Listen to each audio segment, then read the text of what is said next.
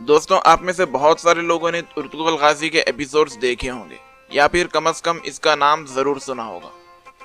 2014 میں بنے اس ترکی اسلامی کی کہانی اوٹومن امپائر کے سلطان ارطغرل غازی کی زندگی پر ہے، جسے اب تک قریباً 40 زبانوں میں ریلیز کیا گیا۔ لیکن اب جب اس ڈرامے کو اردو میں ڈب کر ہندوستان اور پاکستان میں ریلیز کیا گیا تو یہ بہت زیادہ ہٹ ہوا۔ دونوں ملکوں میں اس ڈرامے کو بہت زیادہ پسند کیا جا رہا ہے، خصوصاً ہماری ینگ جنریشن اس ڈرامے کی کیریکٹرز کو بہت زیادہ پسند کر رہی ہے۔ آج کے اس ویڈیو میں آپ کو اوٹومن امپائر کے سلطان دلیس ارطغرل غازی کی زندگی سے متعلق چند باتیں بتاؤں گا، تو اس ویڈیو کو اینڈ تک ضرور دیکھیں، اور اگر آپ نے ہمارے چینل کو ابھی تک سبسکرائب نہیں کیا تو اسے سبسکرائب کریں اور بیل آئیکن کو دبائیں تاکہ ہماری ساری نوٹیفیکیشنز آپ کو وقت پر مل جائیں۔ چلیے ویڈیو کو سٹارٹ کرتے ہیں۔ 13ویں صدی کی شروعات سے ہی ساری دنیا کے مسلمان قبیلے ایک نازک دور سے گزر رہے تھے۔ اسی دوران چنگیز خان اپنی سلطنت کو بڑھانے کے لیے منگولیا کی ایک خوفخوار فوج کو لے کر ہر جگہ قتل و غارت مچا رہا تھا۔ اس کی فوج یورپ کے کئی ملکوں سمیت سائبیریا، ہندوستان، پاکستان، چین اور شام جیسے ملک پہلے ہی فتح کر چکی تھی۔ وہیں دوسری طرف خوارزم سلطنت نے خراسان، ایران، سیریا اور عراق جیسے ملکوں پر اپنا قبضہ کر لیا تھا۔ یہ سلطنت اپنے سرحد پر موجود سارے ملکوں کو فتح کر دن بدن طاقتور ہوتی جا رہی تھی۔ اب چنگیز خان کی نظر خوارزم سلطنت پر تھی اور اس نے منگولیوں کے ساتھ مل کر ان پر حملہ کر دیا۔ یہاں پر بھی انہوں نے ہر جگہ تباہی اور بربادی مچا دی اور ساری خوارزم سلطنت کو تاش تاش کر دیا۔ اسی دوران وہاں پر موجود ترک قبیلے کسی محفوظ جگہ کی تلاش میں اپنے گھر چھوڑ کر ہجرت کرنے لگے۔ ان ترک قبیلوں میں سے ایک کا نام کائی قبیلہ تھا۔ یہ قبیلہ دوسروں کے بمقابل زیادہ بڑا اور طاقتور تھا۔ ان کے پاس ایک طاقتور اور جنگجو فوج تھی۔ سلیمان شاہ اس قبیلے کے سردار تھے۔ انہی کی سربراہی میں کائی قبیلے کے لوگ اپنے آبائی ملک خراساں کو چھوڑ کر شام کی طرف بڑھنے لگے۔ اسی دوران سردار سلیمان شاہ دریا فرات پار کرتے ہوئے اس میں ڈوب گئے اور ان کا انتقال ہو گیا۔ سردار سلیمان شاہ کے 4 بیٹے تھے: سنگر تکین، گندگدو، ارطغرل اور دندار۔ سردار سلیمان شاہ کی وفات کے بعد کائی قبیلہ کئی حصوں میں تقسیم ہو گیا۔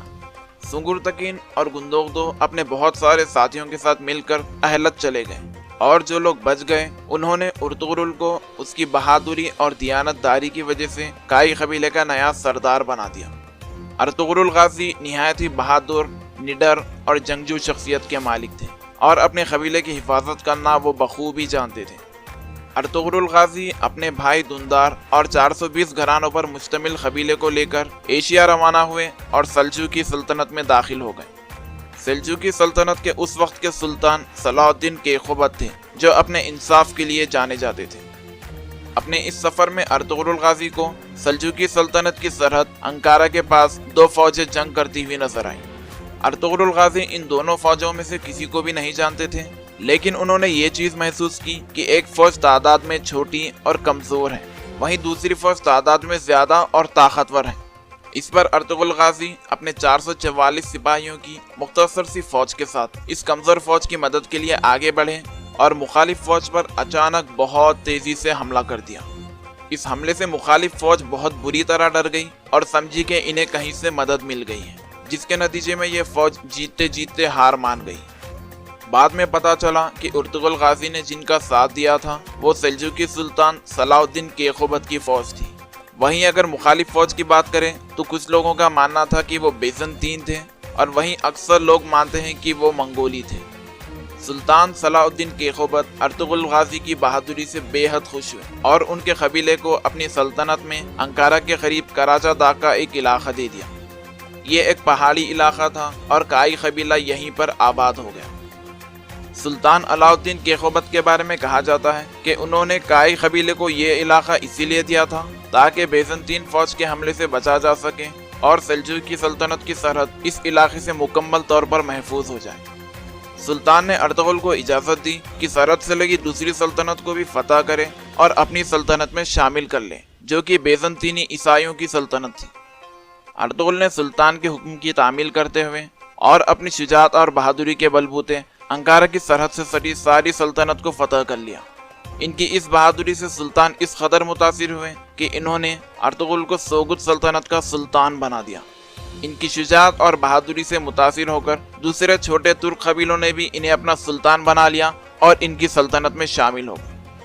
وقت کے ساتھ ساتھ ان کی فتوحات کا سلسلہ بھی بڑھتا چلا گیا اور ان کی سلطنت پہلے سے زیادہ بڑی اور طاقتور بنتی چلی گئی۔ کچھ عرصہ بعد یینی اور برسا نامی دو سلطنتوں کے بیچ ایک جنگ ہوئی۔ اس جنگ میں ارطغرل غازی نے سلطان علاء الدین کیخوبت کے سپہ سالار کی حیثیت سے بیزنطینی اور منگولوں کی ایک متحدہ فوج سے جنگ کی اور انہیں بہت بری طرح سے شکست بھی دی، جس کے بدلے میں سلطان علاء الدین کیخوبت نے یہ سارا شہر ارطغرل غازی کو جائیداد میں دے دیا اور اس کا نام سلطانونی رکھا۔ اس شہر میں زرخیز زمینیں اور بڑے بڑے قلعے بنے ہوئے تھے، لیکن ان پر وہاں کے کچھ جاگیرداروں نے قبضہ کیا ہوا تھا۔ ان جاگیروں کو واپس اپنے قبضے میں لینے کے لیے ارطغرل غازی اور ان کے بعد ان کے بیٹے عثمان غازی کو کئی دہائوں تک جنگ کرنی پڑی۔ 90 سال کی عمر میں ارطغرل غازی کا انتقال ہو گیا۔ ان کا انتقال کس سال میں ہوا اس پر لوگوں میں اختلاف ہے۔